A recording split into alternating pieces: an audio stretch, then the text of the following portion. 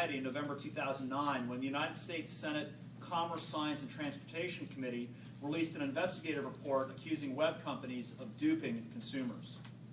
I submitted testimony in connection with the committee's hearing and pointed out that investigations by our office suggest more than $50 million has been deceptively obtained from Washington consumers by a handful of these businesses.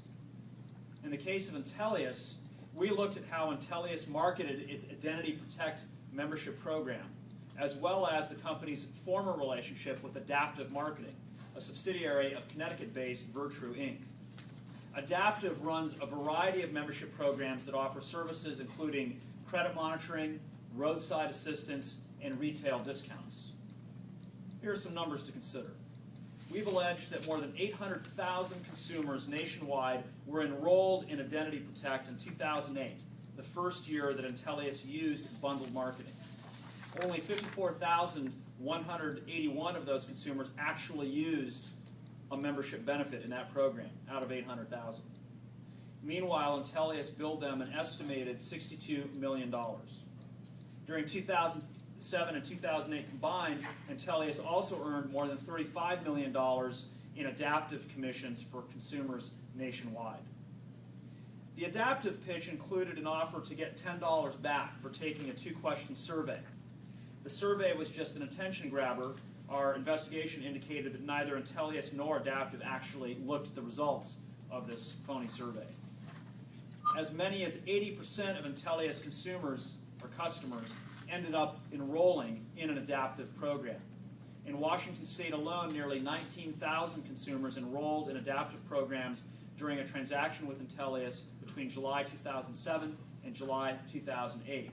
And yet only one Washington resident we could find out of those nearly 19,000 met all the requirements to receive their $10 check, their money back.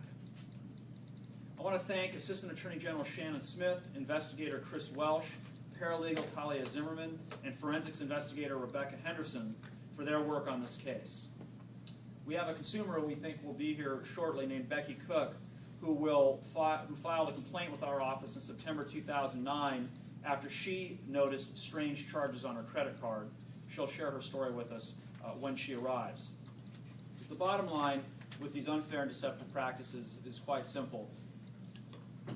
When you would go to peoplelookup.com, for example, and you decided to spend $1.95 to look somebody up, you were presented on a subsequent screen with a box that said, get $10 back. And if you clicked on that, what you were effectively doing was signing up for a membership program. If you didn't read the disclosure carefully, you didn't understand what you were signing up for. In fact, the button they encouraged you to click was the button that said, yes, and show me my report.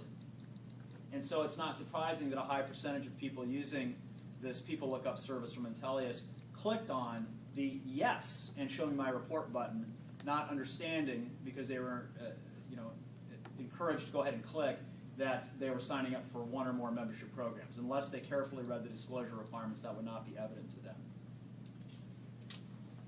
Those are my opening remarks. We have more details for you, and we also have a demonstration, a visual that Chris Welsh is going to walk us through. So since Becky isn't here yet, I'm going to suggest we go ahead and show you how this worked, and then I'll take questions, because I think after you see this on the screen, it'll be even clearer how this worked, why we think it's unfair and deceptive. And then we'll take questions from people in the room and people on the phone.